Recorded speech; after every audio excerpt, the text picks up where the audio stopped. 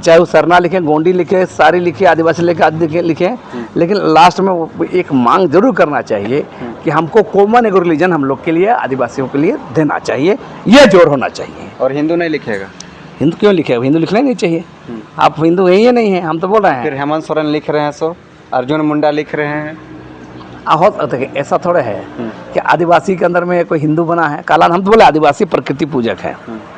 कालांतर में हिंदू बने हैं, मुसलमान बने हैं, सिख बने, बौद्ध बने हैं, जैन बने हैं। मुंडा लोग बौद्ध बने हैं, मुंडा लोग जैन बने हैं, मुंडा लोग मुसलमान बने हैं। तो क्या हेमंत सोरेन मतलब हिंदू बने?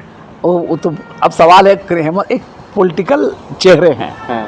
पॉलिटिकल चेहरे के लोगों को बहुत चीज़ें बैलेंस करके अपने चेहरे को सामने लाना पड़ता है। तो सवाल है, आज वोट की राजनीति भी सब कुछ चलता है, इसलिए पॉलिटिकल लोगों को छोड़ करके बात करिए तो हम इसमें जवाब दे सकते हैं। पॉलिटिकल लीडर आप क्या लिखिएगा? हम तो सीधे सीधे बता रहे हैं, हम तो लिखेंगे ही अपना, तो लिखेंगे, सरना ही लिखेंगे। आपका मुसलमान में 10-12 धारा हो सकता है, मुस्लिम धर्म में, सिख में 6 धारा हो सकता है, बौद्ध में 6 धारा हो सकता है, जैन में 6 धारा हो सकता है, ईसाई में 5-6 धारा हो सकता है, लेकिन कॉमन एगो मुसलमान लिखता है, कॉमन एगो हिंदू लिखता है, कॉमन ईसाई लिखता है। तो कॉमन एगो रिलीजन प्रकृति पूजक आदिवासी में देना चाहिए। हमारा क्या हिंदू रिलीजन है, उसके अंदर से वो बेसना क्या का बहुत सारे लोग हैं। कुर्मी समुदाय का 2 लीडर, जयराम महतो, एक सुदेश महतो, और दोनों को दरकिनार कर अपने आगे करना है। कुर्मी समुदाय का सबसे दिल जितना हितैषी बनना है, तो इसके लिए ये सब काम किया जा रहा है। और इसलिए राज्यपाल को भी बलि का बकरा बनाया जा रहा है, संतोष गंगवार जी को भी बलि का बकरा बनाया जा रहा है। हो सके भाजपा का जो पॉलिसी है, वोट बैंक की पॉलिसी, तो इसलिए हमने कहा है कि राज्यपाल की भूमिका पर भी नजर रखें कि आप संवैधानिक पदों पर हैं। बनने के बाद हम बार बार कहते हैं, कुर्मी समुदाय के संघर्ष से इनकार नहीं है। कुर्मी समुदाय बहुत ही मेहनत का समुदाय है, झारखंड का बड़ा समूह है, इसे इनकार नहीं है। लेकिन ये जो कुर्मी समुदाय के अंदर एलिट क्लास तबका उभरा है, अपने वोट बैंक, अपनी राजनीति चमकाने के लिए तमाम मेहनत कर कुर्मी समुदाय को हाँका जा रहा है, ये आपत्तिजनक है। मैंने बार बार कहा कि कुर्मी समुदाय मेहनत का समुदाय है, संघर्षशील समुदाय है, उस संघर्ष के बल पर जिंदा रहता है। तो मेरा साफ साफ कहना है कि कुर्मी भाइयों को भी, ये जो उनके तथाकथित जातीय नेता लोग हैं, इनसे सवाल करना चाहिए। हम बार बार कहे, कुर्मी समुदाय को मैंने बार बार कहा, स्पेशल ओबीसी क्यों नहीं बनाया जा सकता है? इसमें जनगणना चल रहा है, जातीय जनगणना चल रहा है, और घर का भी काउंट शुरू हो चुका है। बहुत सारे लोग कंफ्यूज हैं, सभी समुदाय के लगभग लोग कंफ्यूज है। कुर्मी महतो लोग भी कंफ्यूज है, हाँ, आदिवासी, मुंडा समाज, उरांव समाज जितने भी हैं जो लिस्टेड है वो भी कंफ्यूज हैं, और अलग अलग बयान कर रहे हैं। कोई सरना बोल रहे हैं, कोई हिंदू बोल रहे हैं, कोई आदिवासी बोल रहे हैं, कोई बोल रहे हैं कुछ नहीं लिखना। नारायण मुंडा जी हैं, ये कोई नाम का मोहताज नहीं है, और इनसे जानेंगे कि आखिर क्या सही है और क्या लिखना चाहिए। सबसे पहले जोहार दा। जोहार जोहार। अभी जो सेंसस चल रहा है उसमें जातीय जनगणना को विशेष तवज्जो दिया जा रहा है, इसमें कुछ लोग कन्फ्यूजन है, तो इसको आप दूर कीजिए। ये रूटीन प्रक्रिया है,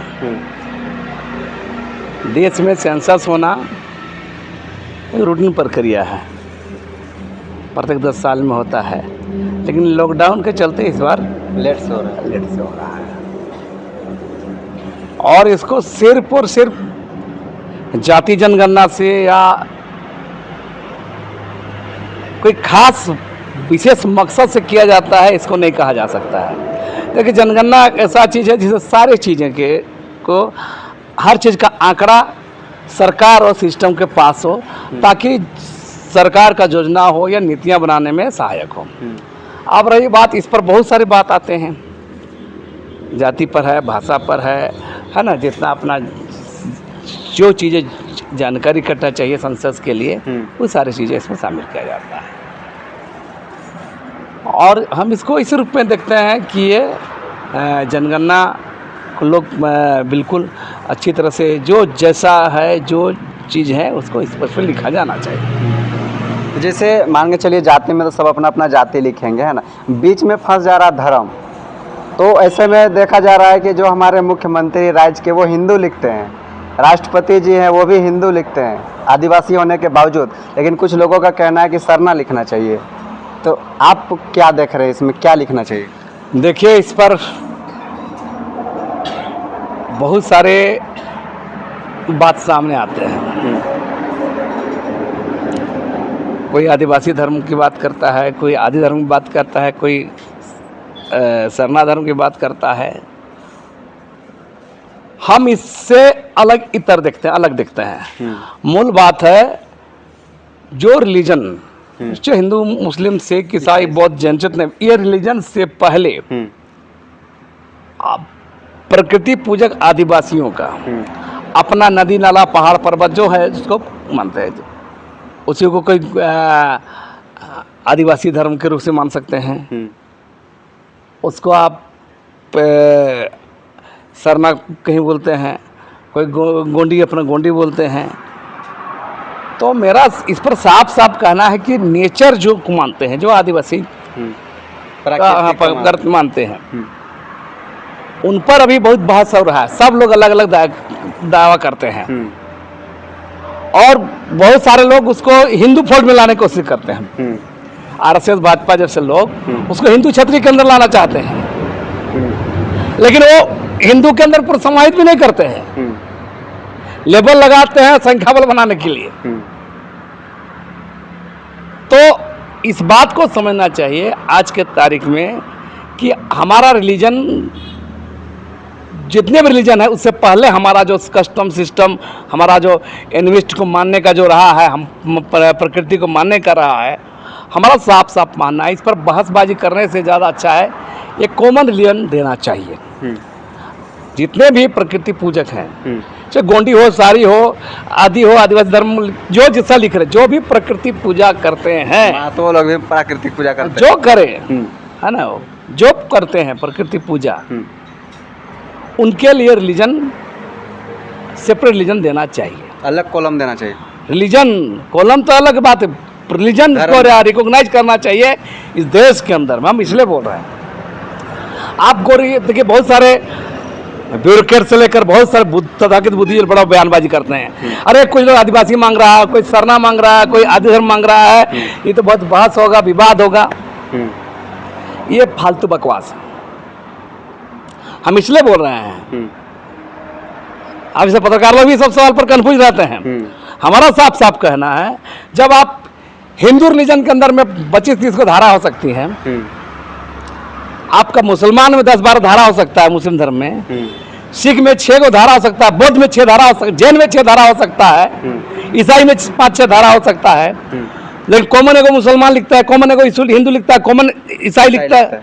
तो कॉमन एगो रिलीजन प्रकृति पूजक आदिवासी में देना चाहिए। हमारा क्या हिंदू रिलीजन है, उसके अंदर सेव बेसना क्या कर बहुत सारे लोग हैं। बौद्ध धर्म है, महायान, हीनयान सब चलता है, उसमें भी जैन में भी बहुत है, श्वेतांबर, दिगंबर, बहुत सारा चीज है। तो मेरा कहना है कि आप नियत में ही खोट है, सिस्टम का, राज मशीनरी का, देश के कर्णधारों का। देना ही नहीं है तो फालतू बहस करना है, देना नहीं है, टालना है। और खास आरएसएस भाजपा एजेंडा में इसको हिंदू क्षेत्र फोल्ड में लाना है और आदिवासी का स्वतंत्र दावेदारी जो रिलीजन का है उसको गला घोट देना है। और इसीलिए बहस लाया जाता है। हमारा कहना है 44 लाख जैनियों को, जिसमें 6 को धारा है, इस देश के अंदर 44 लाख जैनियों को 6 को धारा है, उसको आप दे दिए। 2011 का सेंसस में उठाइएगा, 48 लाख 49 लाख लोग सरना धर्म लिखे हैं, जब जागरूक नहीं था आदिवासी। 2011 के सेंसस में जब जागरूक नहीं था आदिवासी 2011 में प्रकृति पूजक आदिवासी लोग, उस समय सरना धर्म लिखे हैं लगभग 50 लाख लोग। अभी तो बहुत जागरूक, इन 15 सालों में तो बहुत सारी चीजें बदला हुआ, बहुत जागरूक हुआ लोग में। सोशल मीडिया आने के बाद बहुत सारे लोग जानकारी रखे हैं। तो सवाल नहीं देने का ये बहाना है कि कोई सरना मांग रहा है, कोई आदिवासी मांग, कोई आदि मांग रहा है। देना है रिलीजन, कौन रिलीजन दे दे, उसमें आप लिखिएगा, आप लिखिए ना। जैसे बौद्ध है तो महायान, हीनयान धारा होता है, मुसलमान में बहुत धारा है ना भाई, सिया है, सुनी है, बहावी है, बहुत सारा है।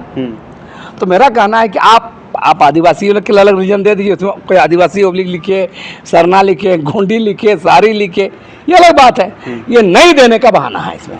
इस बात को गांठ बना कर रख लीजिए कि ये पूरा सिस्टम की चालाकी है। और जिस तरह इस देश में सत्ता आया, आप गौर कीजिए, ब्रिटिश काल में जब सेंसस हुआ था 1872 से 1951 तक का सेंसस में इसका रिलीजन को माना गया था। कभी एनिमिस्ट, कभी ट्राइबल रिलीजन, है ना, बोला गया था। बोला गया। तो आज क्या हो रहा है भाई, ट्राइबल रिलीजन एनिमिस्ट लिखा जाता, उसी के अंदर अपना लिखता था अपना।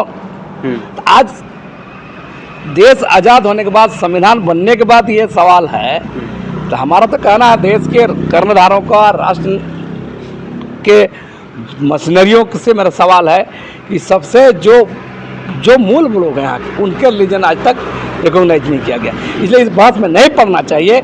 आदिवासियों को, प्रकृतिवादी आदिवासियों को एक रिलीजन, सेपरेट रिलीजन देना चाहिए, वो कॉमन रिलीजन देना चाहिए।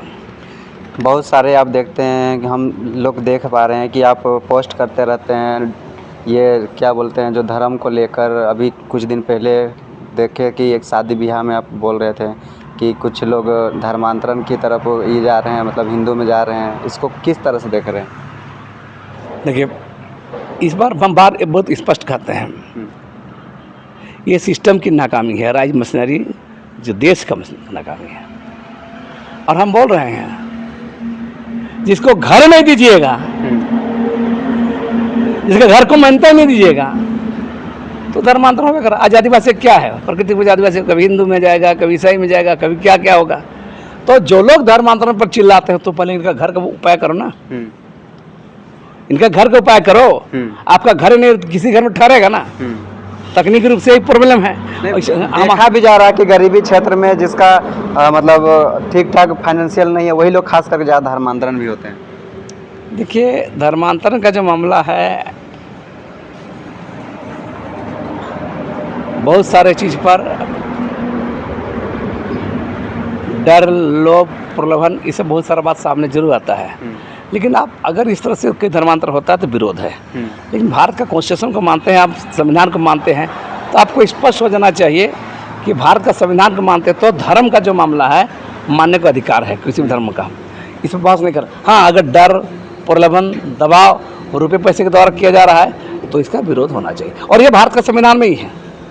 भारत के संविधान में नहीं था कि आप इस सब करके कोई, मैं आप किसी को डरा धमका कोई धर्म पालन नहीं करा, स्वेच्छा से कुछ धर्म मान सकते हैं, इस पर बहस नहीं करना चाहिए। लेकिन जो लोग धर्मांतर पर चिल्लाते हैं, उन लोग को इस पर बात होना चाहिए कि हमारा रिलीजन पर लड़ाई आप कहाँ कर रहे हैं। हमको सेपरेट रिलीजन देने पर क्यों राज्य सरकार, केंद्र सरकार, देश का या जो नीति निर्धारक लोग क्यों चुपचाप हैं, ये सवाल बड़ा है। अच्छा, अभी देख रहे हैं कि फिर से देख रहे हैं कि धर्मांतरण जो हुआ, डिलिस्टिंग को मांग को लेकर लाल किला में धरना देने जा रहे हैं। तो क्या लग रहा है कि ये लोग अपना कोई राजनीतिक रोटी सेकने का प्रयास कर रहे हैं, या कुछ इसमें और कुछ वजह हो सकता है? देखिए, जो लोग डिलिस्टिंग की बात करते हैं ना, जब तक भारतीय संविधान में अगर संशोधन नहीं करेंगे आर्टिकल 342 को, आदिवासी और जनजाति मानने का आधार रिलीजन नहीं है।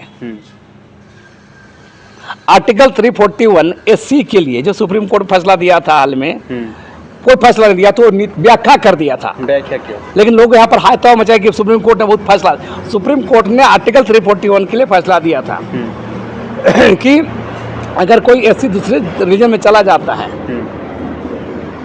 हिंदू, दलित, एससी, बौद्ध जन चढ़ करके अगर ईसाई या मुसलमान चला जाता है तो उसको ख़त्म कर दिया जाएगा।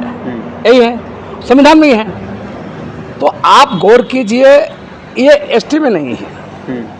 तो एसटी में जब तक आर्टिकल 342 को इसमें संशोधन नहीं किया जा सकता है कि जो आदिवासी रिलीजन अगर दूसरा रिलीजन चला जाएगा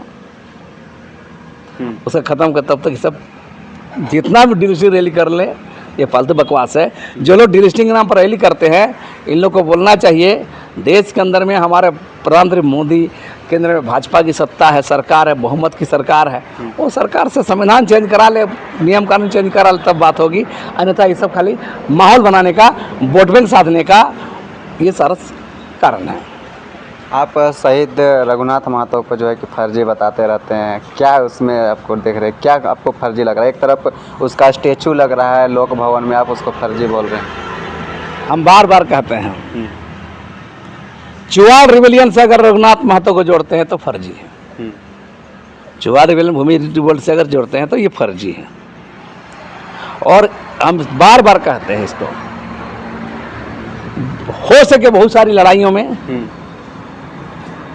और भी कौम साथ लड़ सकते हैं। झारखंड राज्य बने बाद कुर्मी समुदाय का योगदान है, हम इनकार नहीं करते हैं। लेकिन एक महानायक, एक रिवोल्यूशन का जो देश के अंदर में सबसे पहले रिवोल्ट किया अंग्रेजों के खिलाफ है, उसका महानायक बनाया जाता है, यही सबसे सवाल है। तो हमारा कहना है कि निर्मल महतो, विनोद बिहारी महतो, धनंजय महतो, अजीत महतो से पहले उसका कुछ कहीं दिखना चाहिए ना, मूर्ति स्टेचू कहीं दिखे आप? कहीं नहीं है। ये 2005-06 के बाद इजाद किया गया है और सिर्फ रघुनाथ महतो को चुआ रिवोल्यूशन से नहीं जोड़ा जा रहा है, हैं?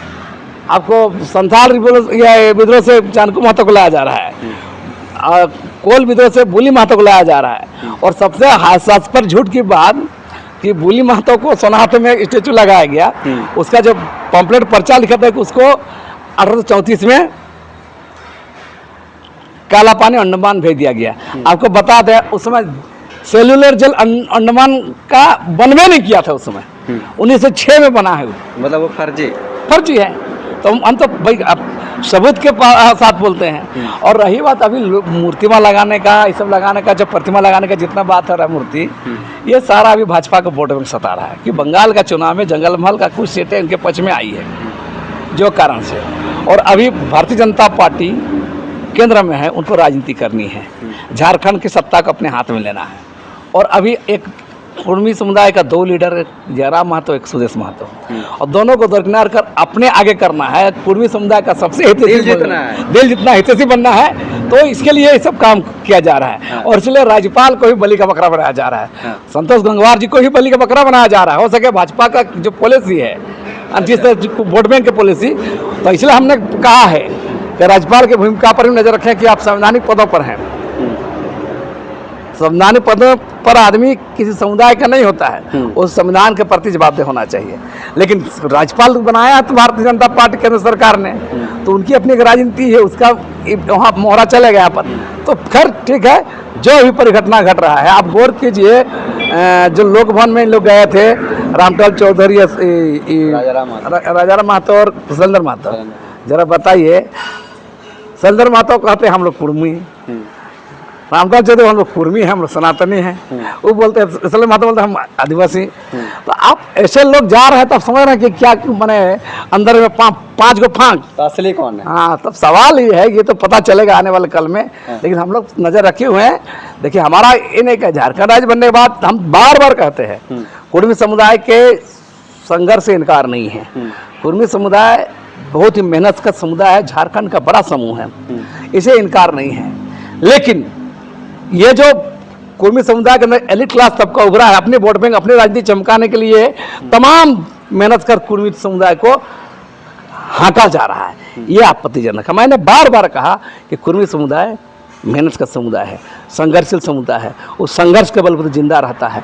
तो मेरा साफ साफ कहना है कि कुर्मी भाइयों को भी, ये जो उनके तथाकथित जातीय नेता लोग हैं, इनसे सवाल करना चाहिए। हम बार बार कहे, कुर्मी समुदाय को भाई ने बार बार कहा, स्पेशल ओबीसी क्यों नहीं बनाया जा सकता है?